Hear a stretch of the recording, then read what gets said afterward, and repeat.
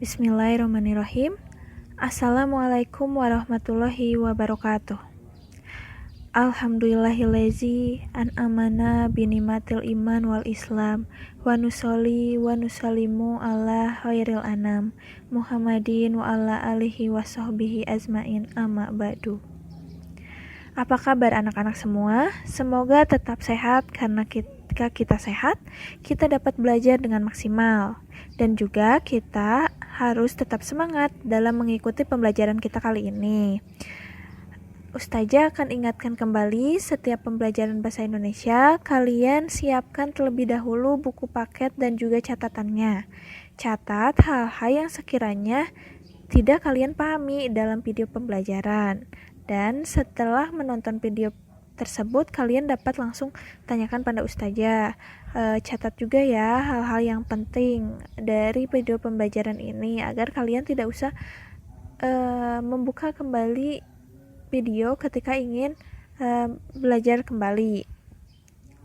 Dan juga jangan lupa untuk konfirmasi kehadiran di grup Telegram agar kehadiran kalian dapat ustazah catat sehingga ustazah tahu bahwa kalian hadir di kelas kita hari ini.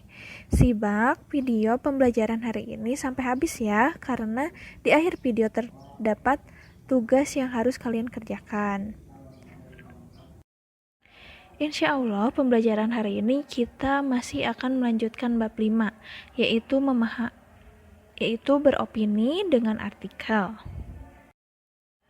Mari terlebih dahulu kita mengetahui kompetensi dasar untuk pembelajaran kita kali ini. Pertama, menganalisis kebahasaan artikel dan atau buku ilmiah. Kemudian mengonstruksi sebuah artikel dengan memperhatikan fakta dan kebahasaan. Jadi hari ini kita akan belajar bagaimana menganalisis kebahasaan artikel atau buku ilmiah, kemudian mengonstruksi sebuah artikel. Dari kompetensi dasar tersebut, kita tahu tujuan pembelajaran kita kali ini. Setelah kita mempelajari materi hari ini, kita diharapkan mampu menganalisis kebahasaan dan atau buku ilmiah dan dapat mengonstruksi sebuah artikel dengan memperhatikan fakta dan kebahasaannya dengan baik. Semoga tujuan kita tercapai ya. Sebelum masuk ke materi hari ini, kita akan mencoba untuk mengulas terlebih dahulu pembelajaran kita minggu lalu. Hal ini dilakukan agar kita semakin paham dan juga mengingat kembali apa sih yang telah kita pelajari sebelumnya. Jadi, minggu lalu kita sudah belajar pengertian dari artikel. Apa itu artikel? Artikel adalah tulisan lengkap dalam media massa yang membahas isu atau topik tertentu yang aktual secara lugas.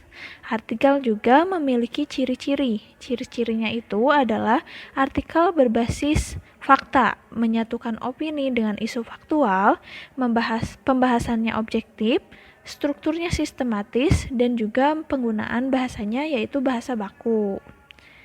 Artikel dibangun oleh fakta dan opini.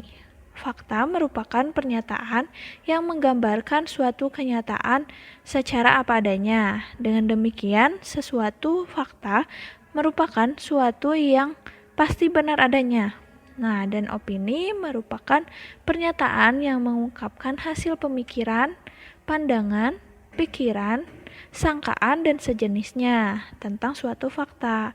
Oleh karena itu, sangat mungkin dalam opini terdapat perbedaan antara yang satu dengan pihak yang lainnya.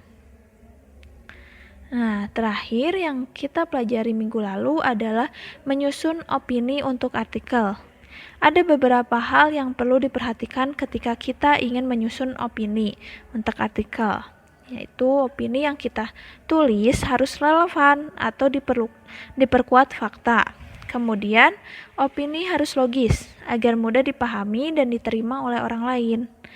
Kemudian, yang selanjutnya ada opini harus jelas karena ketidakjelasan opini dapat disebabkan oleh bertumpunya gagasan yang ada di dalam sebuah pernyataan. Nah, semoga kalian sudah dapat lebih memahami dan juga mengingat apa yang telah kita pelajari di minggu lalu, agar materi yang kita pelajari hari ini mudah untuk kalian pahami. Jadi hari ini kita akan masuk ke bagian C, yaitu menganalisis struktur dan kebahasaan dari artikel. Artikel memiliki sistematika di dalam penyusunannya. Artikel memiliki sistematikanya tersendiri, yaitu tersusun secara tetap atau teratur secara baku. Hal ini berbeda dengan teks sastra atau karya-karya yang bersifat populer lainnya seperti esai. Secara umum, struktur teks artikel terdiri atas bagian-bagian berikut. Yang pertama, isu artikel. Isu artikel ini berupa sorotan peristiwa aktual. Dalam hal ini, artikel memiliki kesamaan dengan editorial. Bedanya, isu dalam editorial dipilih oleh redaksi media itu sendiri, sedangkan isu dalam artikel ditentukan berdasarkan minat penulisnya. Namun, tidak sedikit pula artikel yang tidak memperhatikan isu tertentu. Artikel seperti ini diawali pernyataan umum berupa pengenalan masalah ataupun gagasan pokok, yaitu tesis, yang oleh penulis dianggap penting atau menarik untuk dibahas dan dicarikan penyelesaiannya. Nah, setelah isu aktual, ada rangkaian argumen. Pada bagian ini terdapat pendapat atau opini penulis terkait dengan isi ataupun topik yang dibahasnya. Bagian ini dilengkapi oleh sejumlah fakta, baik yang diperoleh penulis maupun hasil pengamatan, wawancara maupun dari sumber-sumber tertentu. Nah, dan yang terakhir, penegasan kembali. Bagian ini disertai harapan ataupun saran-saran penulis. Jadi, struktur artikel ini sama dengan struktur dari teks editorial ya, yang pernah kita pelajari, yaitu ada pengenalan isu atau gagasan umum, rangkaian argumen, dan penegasan ulang yang berupa harapan atau saran. Yang membedakan antara artikel dan editorial terdapat pada ciri-ciri atau karakteristik dalam teks masing-masing. Selanjutnya adalah kaidah kebahasaan artikel. Seperti yang sudah dijelaskan sebelumnya bahwa artikel menggunakan bahasa baku. Kata baku adalah kata yang cara pengucapan atau penulisannya sesuai dengan kaidah-kaidah standar atau kaidah-kaidah yang dibakukan. Nah, kata baku memiliki ciri-ciri sebagai berikut. Yang pertama, tidak dipengaruhi bahasa daerah. Yang kedua, tidak dipengaruhi bahasa asing. Kemudian bukan berupa ragam bahasa percakapan dan penulisannya sesuai dengan ejaan bahasa Indonesia. Nah, kemudian untuk kaidah kebahasaannya yang lain yaitu artikel juga ditandai oleh penggunaan kata-kata yang bermakna lugas atau makna denotasi. Nah, makna denotasi ini yaitu makna kata yang apa adanya sesuai dengan makna asalnya, tidak mengalami penambahan atau penggeseran makna. Jadi, penggunaan kata dalam artikel itu haruslah yang bermakna denotasi, yakni makna yang tidak mengalami perubahan apapun dari makna aslinya, bukan menggunakan kata-kata yang bermakna konotasi atau makna yang telah mengalami penambahan-penambahan dari makna asalnya. Artikel haruslah terhindar dari penggunaan kata-kata konotasi dan personal, dan demikian artikel akan terhindar dari munculnya perbedaan makna ataupun tanggapan antara pembaca yang satu dengan yang lain. Kata-kata yang digunakan dalam artikel menjadi jelas maksudnya dan bersifat objektif. Untuk itu, dalam artikel banyak dijumpai definisi yang maksudnya tidak lain untuk menjelaskan suatu kata atau konsep. Dengan begitu akan diperoleh keajekan, makna dan kesimpangsiuran maksud antara penulis dan pembaca dapat terhindar. Makanya penggunaan kata-kata yang bermakna konotasi tidak dianjurkan. Jadi, kaidah kebahasaan dari artikel sendiri ada 4 ya, yaitu menggunakan bahasa baku atau kata baku, menggunakan bermakna lugas, yang ketiga menggunakan banyak istilah, dan juga impersonal atau tidak bersifat pribadi. Sampai di sini sudah paham? Jika ada yang ingin ditanyakan, silakan catat terlebih dahulu. Kemudian setelah selesai menyimak video pembelajaran ini, silakan untuk tanyakan pada Ustazah.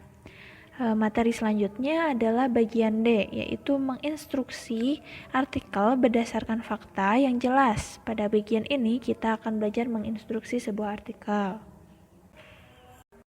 Nah, di sini kita akan belajar bagaimana sih menulis sebuah artikel. Berikut ada langkah-langkah menulis artikel. Yang pertama, tentu saja kita perlu menentukan topiknya terlebih dahulu. Topik merupakan pokok karangan. Topik yang dapat diangkat menjadi bahan penulisan tidaklah terbatas. Hanya topik itu sebaiknya berhubungan dengan peristiwa-peristiwa aktual yang berkenaan dengan masalah hukum, politik, ekonomi, lingkungan hidup, ataupun hal lainnya. Satu-satunya persyaratan yang harus dipenuhi adalah bahwa kita harus cukup memahami topik tersebut. Bagaimanapun juga, pemahaman yang cukup untuk menuliskan topik-topik spesifik memerlukan pengetahuan atau pemahaman akan disiplin ilmu tertentu. Kita mungkin bisa menulis sebuah artikel mengenai masalah politik tanpa perlu memberikan banyak fakta. Namun, untuk topik-topik tertentu seperti politik para pejuang pada zaman kolonial, tentunya kita memerlukan informasi yang lengkap. Referensi sendiri bisa didapatkan dari banyak sumber, mulai dari buku sampai dengan media internet. Akan lebih baik lagi apabila topik itu sesuai dengan kapasitas keilmuan kita. Walaupun kita menguasai banyak bidang, redaksi akan lebih percaya pada penulis yang membahas sesuatu sesuai dengan bidangnya. Jadi kita bisa menulis artikel dengan topik yang sudah kita pahami sebelumnya atau yang sedang kita tekuni. Selanjutnya, mengenali karakteristik media massa. Seseorang yang ingin menulis artikel di media massa harus paham bahwa media yang ia tuju adalah media yang dibaca oleh banyak orang. Setiap media memiliki segmen pembaca yang tidak sama. Ada media yang mengkhususkan pada masalah ekonomi, teknologi, hiburan, atau olahraga, dan lain-lain. Nah, jadi kita harus sebelum menuliskannya, maksudnya sebelum kita ingin mengirimkan artikel kita kepada media massa, kita harus tahu apakah artikel kita ini bersegmen yang sama dengan media tersebut. Nah, selanjutnya, etos kerja.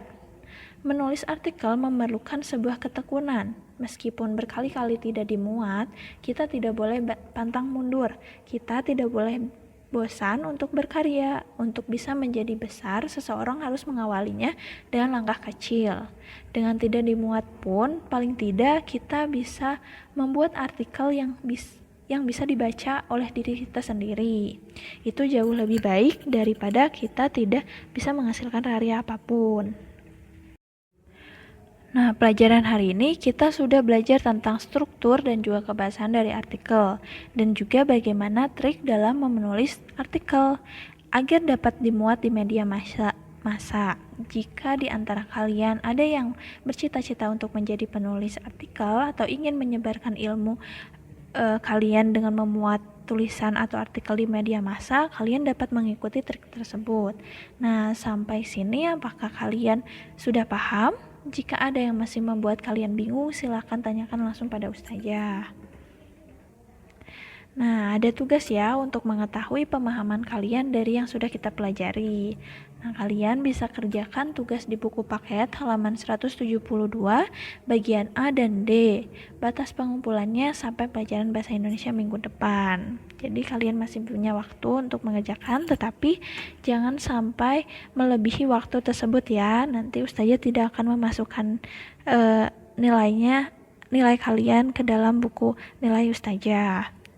Kalian dapat mengerjakannya lewat Word atau ditulis, nanti difotokan pada Ustazah. Tetapi diharapkan untuk tidak mengerjakan langsung di Telegram ya. Jadi usahakan di Word atau di buku dan langsung difotokan. Jadi insya Allah minggu depan kita akan ulangan harian karena bab 5 ini sudah selesai. Jadi silakan untuk mempelajari kembali materi-materi sebelumnya. Jadi minggu depan kita tidak belajar Google Meet terlebih dahulu ya, karena kita harus ulangan harian. Nah, sekian materi untuk hari ini. Semoga apa yang kita pelajari hari ini bermanfaat untuk kita. Setelah ini kita akan diskusi di Telegram ya. Jadi jika ada yang ingin ditanyakan, silahkan langsung tanyakan.